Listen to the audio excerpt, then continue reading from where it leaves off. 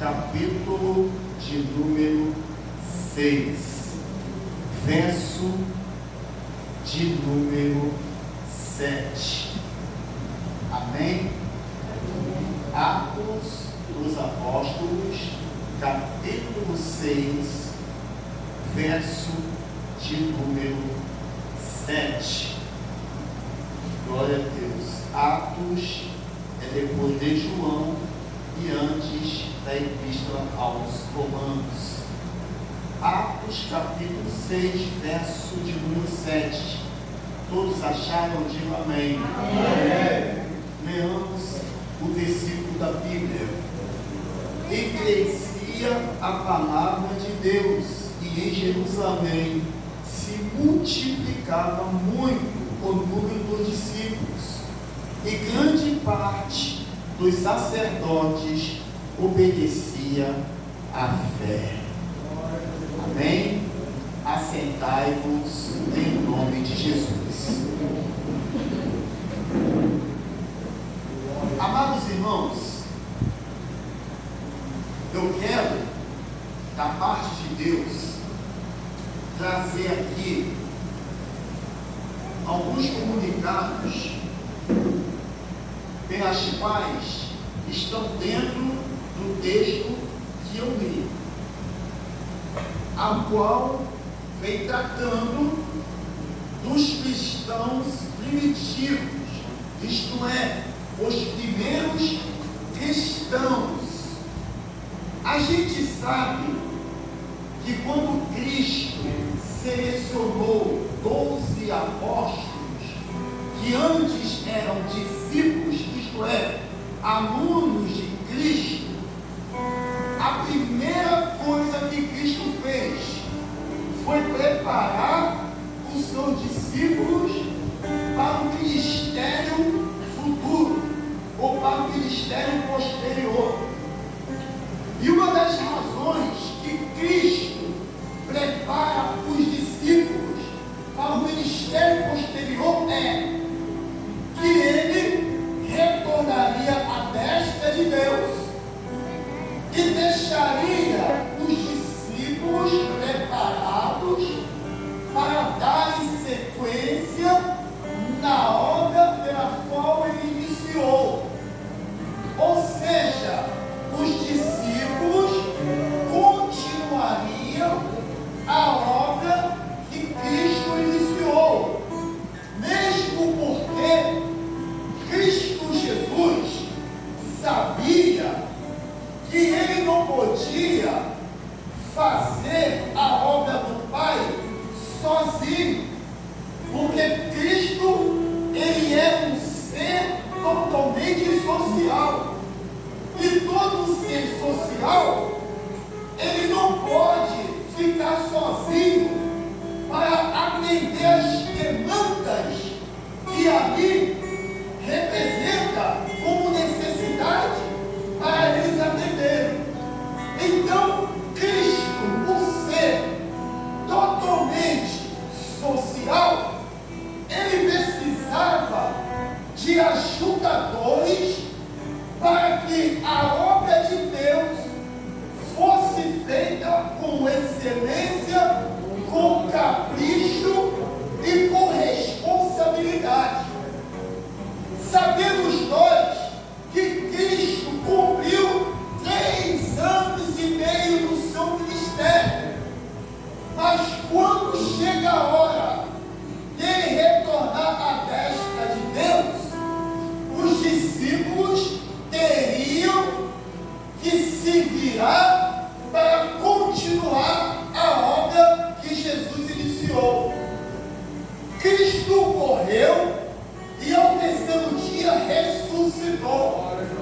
E quando ele ressuscitou, em Lucas capítulo 24, verso 49, ele apresenta para os discípulos dizendo: ficai em Jerusalém até que do alto sejais revestido do poder de Deus. Ou seja, os discípulos não poderiam sair de Jerusalém até que cumprisse os dias de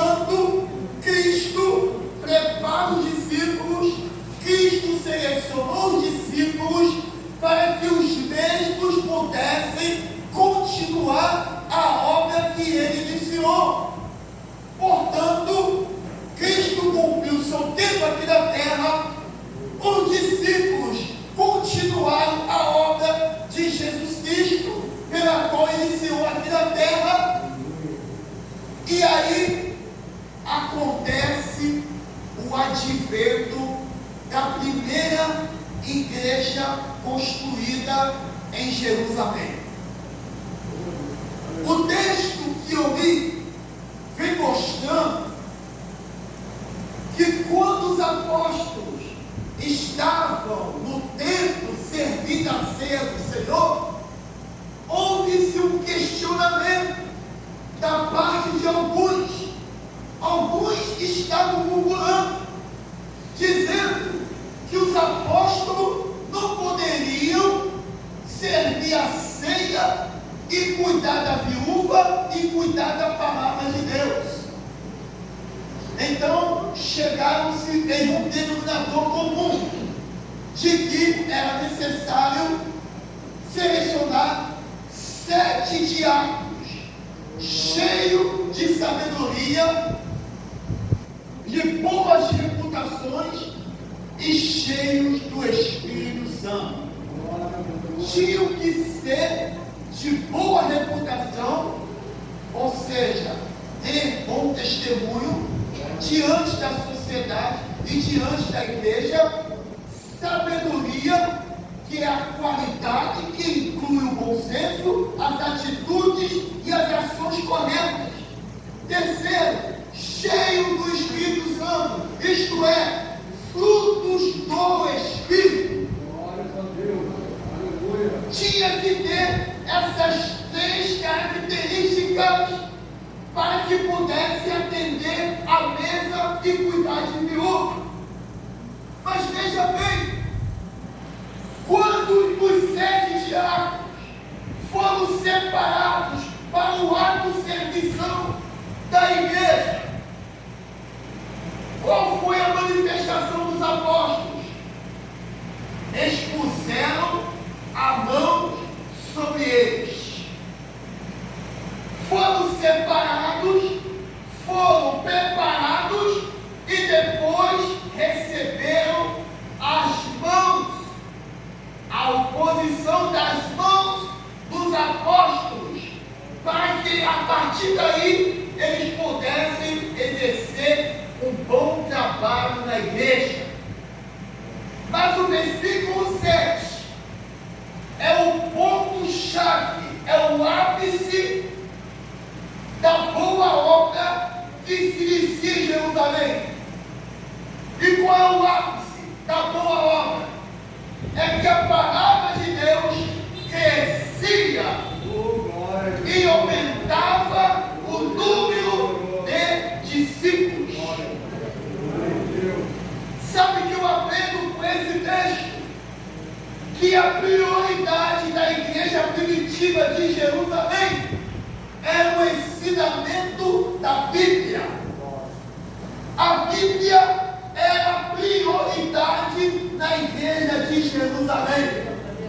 O texto nos diz que o movimento do Espírito Santo fornecia crescimento. A Bíblia nos diz que coreografia trazia crescimento para a igreja. A Bíblia nos diz que peças teatrais trazia crescimento para a igreja. Mas o que trazia crescimento para a igreja era a palavra de Deus. Aí você pergunta, pastor Luiz, o senhor é contra a festa? Não. O senhor é contra a apresentação? Não. Eu sou contra a palavra de Deus ser colocada no escanteio e priorizar essas coisas. Porque em toda a história da Bíblia e da igreja, o crescimento de discípulos acompanhava o crescimento da palavra. No século I, no século II e no século III e no século IV, as igrejas cresciam na palavra. E quando a igreja não crescia na palavra, qual é a consequência? Meninice, contendas, discórdias, brigas, heresias, desprezo aos pobres. Quando você lê as cartas de Corinto, você percebe que era uma igreja rica de dons espirituais, mas era uma igreja essencialmente complicada, porque os crentes eram extremamente brigões, se brigavam por revelação, se brigavam por profecia, aonde o pregador era parado para alguém anunciar foi uma profecia que, biblicamente falando, não é aceita uma profecia que é manifestada durante a pregação da Bíblia. Era uma igreja rica, era uma igreja até cheia de crentes, mas de crentes meninos, de crentes carnais e de crentes fracos. Porque a palavra não era prioritária na igreja de Corinto, mas em toda a historicidade das igrejas, nesses séculos que eu citei, o crescimento vinha por intermédio da palavra de Deus. E a igreja crescia em expansão. A igreja era numerosa de pessoas, porque os crentes entendiam que para combater o sistema da época tinha que ter palavra, jejum e oração. E por que muitas igrejas hoje estão fechando as portas? Aí eu explico o porquê. Primeiro, quando uma igreja é levantada sem a pessoa ter a chamada. Segundo, é quando a pessoa tem a chamada, mas constrói a igreja fora do tempo. Terceiro, escândalos de adultérios, escândalos de pecado, também fecha a porta de igreja. Quarto, é quando a pessoa não coloca a Bíblia como prioridade. São consequências que a igreja sofre quando a Bíblia ela não é prioridade sobre a vida do cristão. Mas o texto que eu li mostra claramente que a igreja ela crescia em número de discípulos, porque a palavra de Deus era prioridade. As aulas cresciam, as aulas eram fortificadas. A pessoa que entrava primeira vez na igreja não queria deixar de ir mais para a igreja, porque a palavra era prioridade. Quem ministrava tinha a unção, tinha a direção, tinha a vida no altar, e por causa disso a igreja crescia assustadoramente. Agora veja bem, o texto vem tratando uma sequência de crescimento.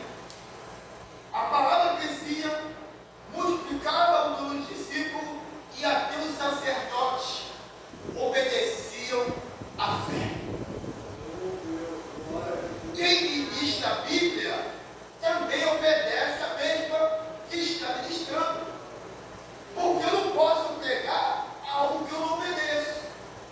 Eu não posso pregar algo que eu não estou vivendo. Eu não posso pegar uma coisa e exigir de você algo que eu não estou fazendo.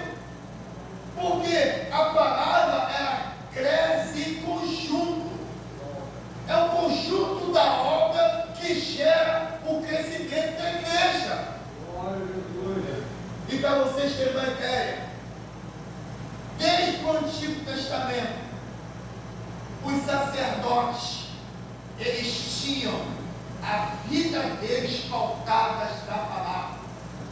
Lembra de Esdras, capítulo 7, versículo 10?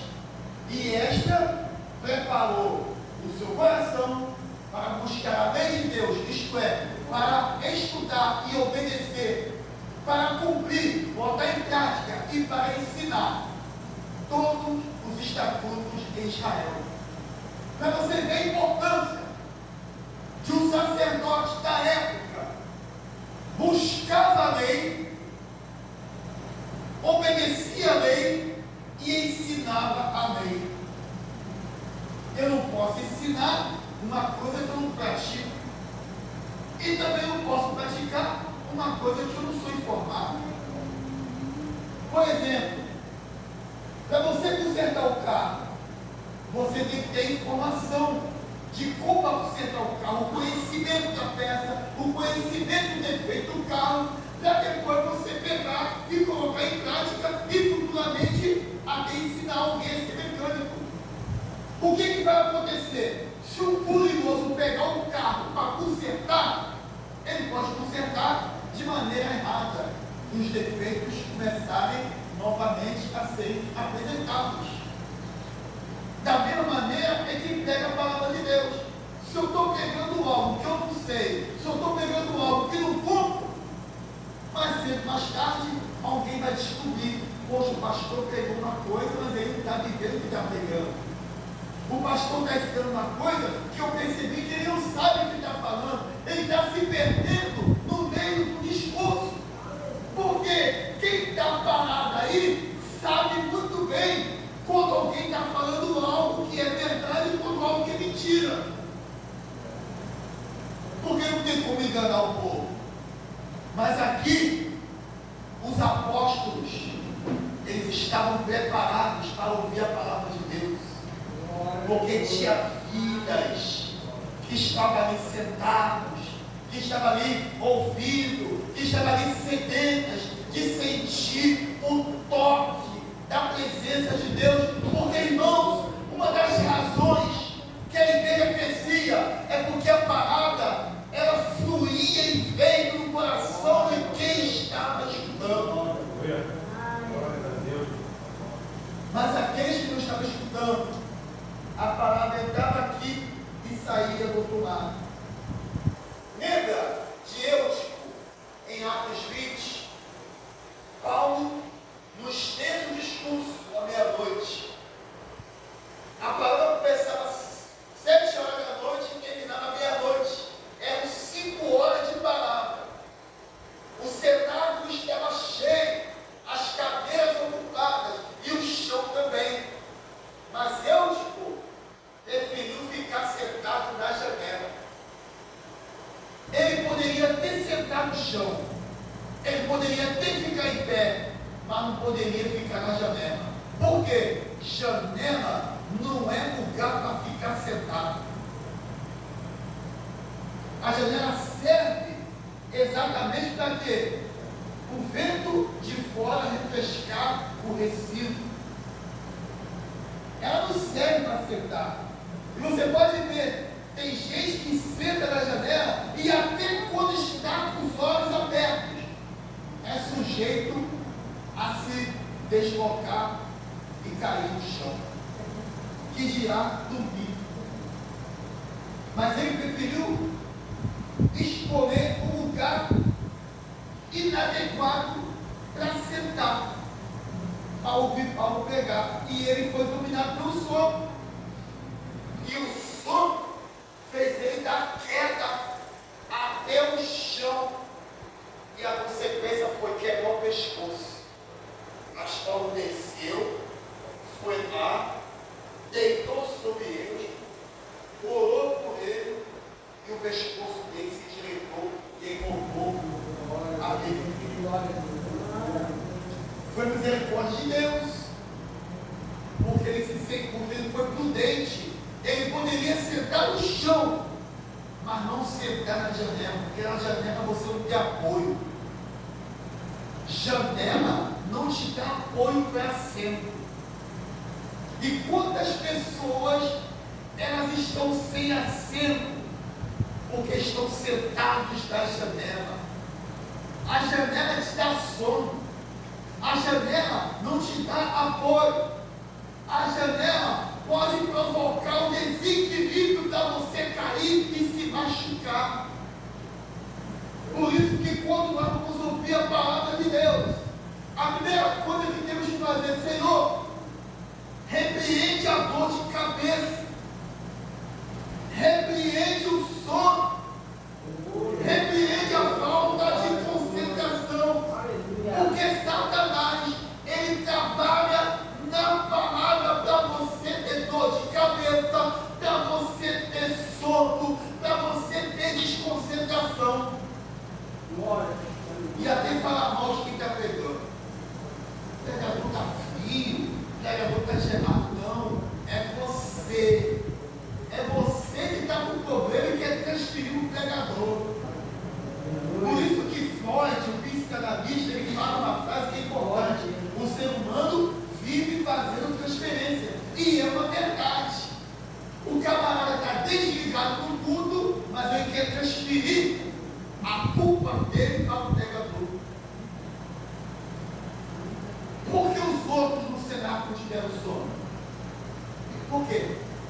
Porque todos estavam em o mesmo objetivo de ouvir Paulo pregar. Se ele tivesse o mesmo objetivo, ele não tinha sentado na janela, ele tinha sentado até no chão, porque tinha gente sentada no chão também. Porque o cenáculo estava tão cheio que tinha gente que sentou no chão.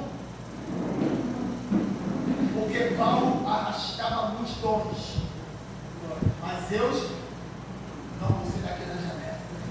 Aí deu 7h15, deu 7h20, deu 7h50, deu 8h30, deu 9h40, deu 10 horas, deu 11 horas, deu meia-noite. Puf! Caiu. E um detalhe, a Bíblia não diz isso, mas os historiadores relatam que quando chegou a meia-noite, ponto, Deus, caiu. Ele caiu quase no final da palavra, porque a palavra terminava meia-noite, mas já tinha as considerações. Ele caiu no último minuto de terminar a palavra, ele caiu, queimou o pescoço todo. Dormiu, mas à meia-noite, caiu.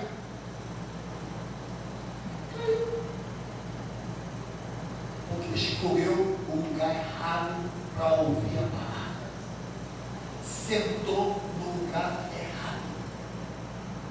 Irmãos, eu vou dizer algo aqui para vocês. Isso aqui é espiritual. Quando você está na tua casa, ouvindo uma pregação, sempre acontece uma coisa na hora que você está ouvindo a pregação.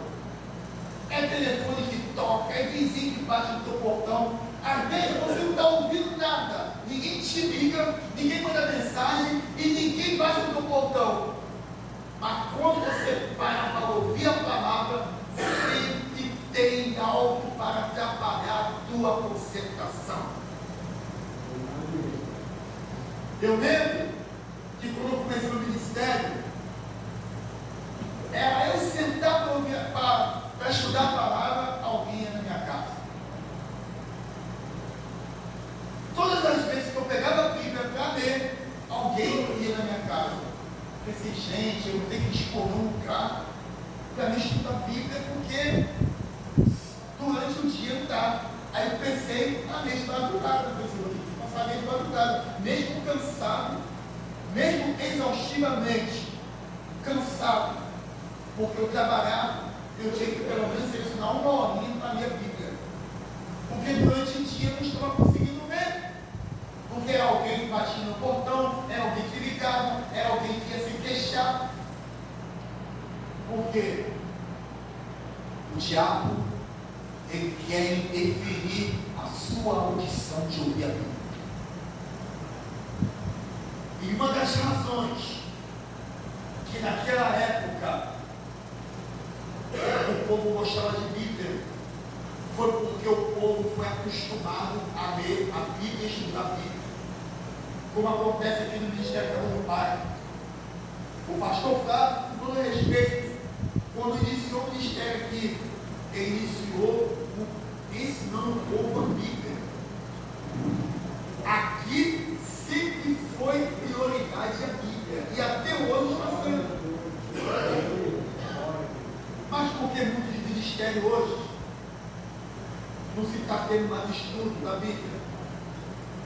Primeiro, muitos pastores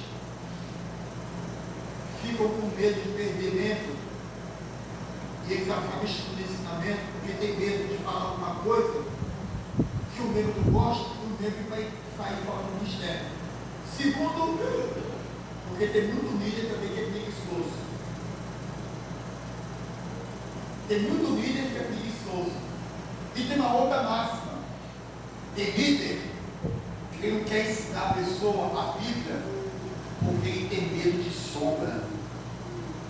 Ele tem medo que alguém saiba mais a palavra do que ele. Aí igreja coloca isso na mente, fala assim, esse povo está lá, só vou trazer o máximo mesmo, acabou. Mas graças a Deus, ainda há igrejas que dão ênfase à palavra de Deus. E sabe qual é o resultado?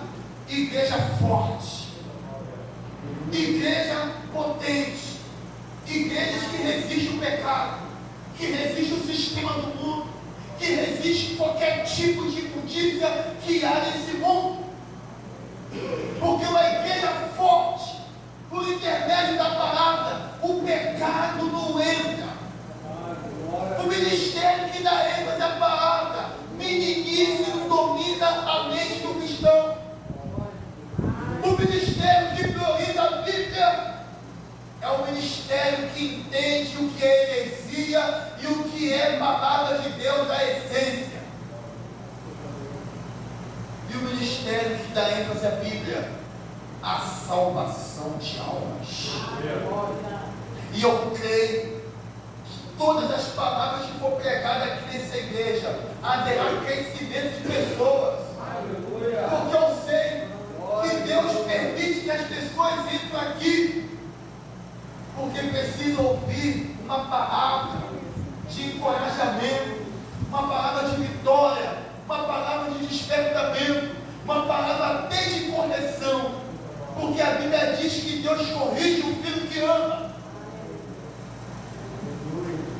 porque Jesus está voltando, e Jesus está com pressa de resgatar as vidas e tirá-las do lamaçal do pecado. Por isso que quando nós pegamos a Bíblia, o nosso foco principal é as pessoas que precisam ouvir a santa palavra de Deus. Quando Jesus separou os 12 discípulos,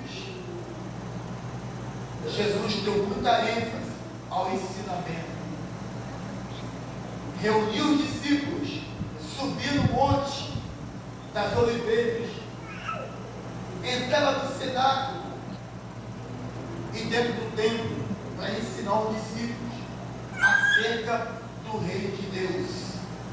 E uma das coisas que Cristo mais enfocou aos discípulos foi carregar a cruz e seguir. Negam a si mesmo, toma a sua cruz e siga-me. O discurso de Cristo não era só discurso de vitória, era discurso de despertamento e de correção também. Lembra daquela passagem dos 5 pães e 2 peixinhos? Quando o jovem é apresentado através do irmão de Simão, ele pega o jovem que tinha 200 denários e apresenta para Cristo. Aí Cristo percebe que os 200 denários não seriam suficientes. Depois trouxeram 5 pães e 2 peixinhos.